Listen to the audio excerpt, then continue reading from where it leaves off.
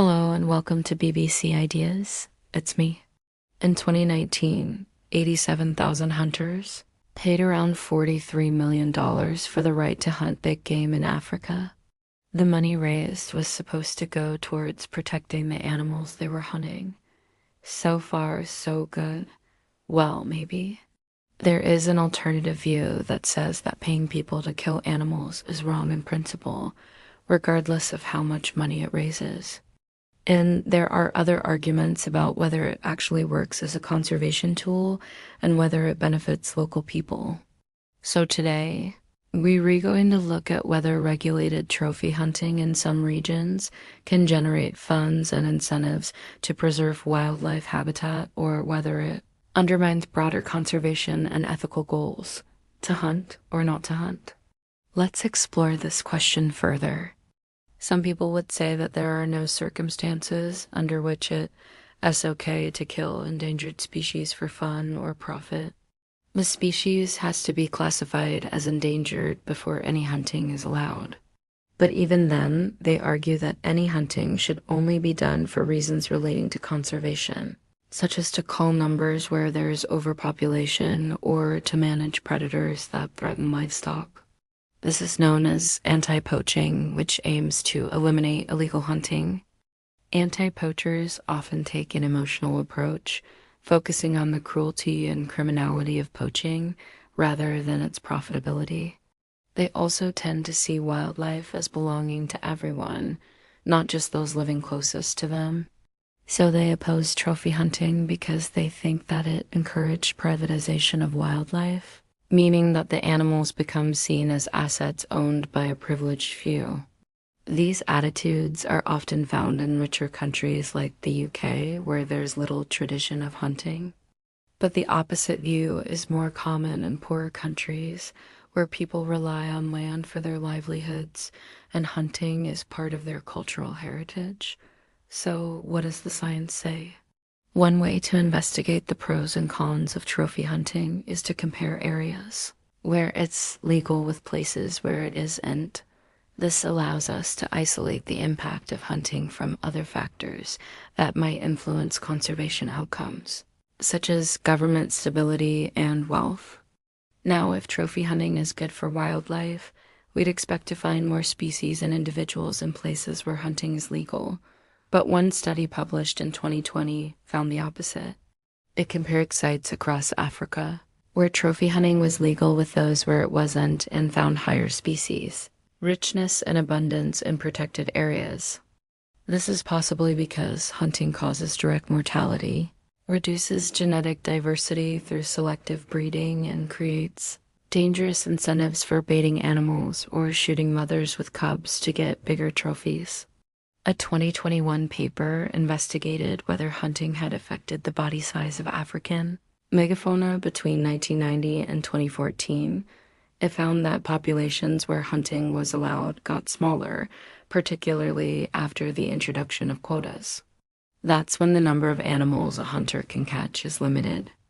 Quotas may seem like a good idea because they stop species being overhunted, but they also incentivize hunters to go after the biggest animals, leading to the evolution of smaller, less impressive creatures. So it seems that trophy hunting itself doesn't necessarily help conservation. But could it be that the money raised through hunting licenses and taxes on imported trophies is used to protect habitats elsewhere? Well, it depends on how that money is managed. If it's well regulated, then yes. There have been some successes. For example, hunting licenses help fund conservation efforts in the US where wildlife is publicly owned. And some African countries use hunting revenues to pay for anti-poaching patrols, community development projects, and wildlife management. But corruption is a problem. In some places, officials pocket hunting fees instead of spending them on conservation. Or they fail to enforce regulations, meaning that hunters don't stick to the quotas or protected areas. In Tanzania, for instance, poorly designed regulations and rampant corruption led to rapid declines in big game numbers, making it one of the worst examples of a hunting-led conservation failure. But supporters of trophy hunting argue that this isn't the hunting's fault, but just bad management. And they point out that it isn't always poor countries that try to make money from hunting. Even in the US, there have been instances of corruption. Take, for example, Idaho, a state famous for its elk hunting. Between 2014 and 2018, a state wildlife manager allowed more than 1,500 extra elk to be hunted every year, almost double the sustainable limit. He did this so he could pocket the bribe's landowners were paying him to keep hunting in their areas. And it wasn't just elk. Between 2014 and 2016, the same man also authorized the killing of 21 wolves, even though they were supposed to be protected. Even where there's good management, there are still arguments about who should own the animals. Should the profits from hunting go to communities near the animals' habitat, or to the governments of the countries they re-in? Some argue that local people should benefit more because they're the ones most affected by wildlife. Elephants can trample crops, lions can kill livestock, and both can be killed by poachers. So giving local people a stake in conserving animals helps them protect their livelihoods. On the other hand, seeing animals as common property, something belonging to everyone, discourages overhunting and ensures that future generations can enjoy the same wildlife that they did. And finally, there's the ethics of hunting itself.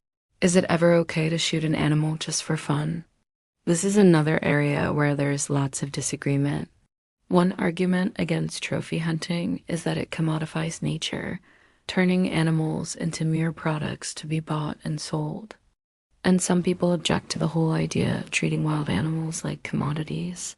But others argue that valuing animals financially encourages us to take better care of them because they become more valuable alive than dead. What's more, trophy hunting contributes to the economies of some of the poorest places on Earth. The Democratic Republic of the Congo is one of the world's least developed countries, but it has abundant wildlife, including 10,000 to 20,000 gorillas, the world's second largest population after Rwanda. Hunting permits for gorillas cost $3,000 per person, bringing vital revenue to the country. And the money isn't just going to the government. Communities hosting tourists can make money from guiding and hospitality jobs. So the economic benefits extend beyond the hunters themselves. Of course, all of this depends on how well the money is managed. And once again, corruption is a problem. In the end, there's no easy answer to the question of whether trophy hunting should be banned. There are good arguments on both sides, but what do you think? Is there ever a good reason to kill an animal just for fun? And should these activities be banned, even if they bring in money for conservation and the local community? You can share your thoughts in the comments below. We do like to thank Professor David MacDonald from the University of Oxford for his help in researching this episode. His book, The Evidence for and Against Trophy Hunting, was published by Oxford University Press in 2021. You can find out more about the issues that discussed here through additional resources.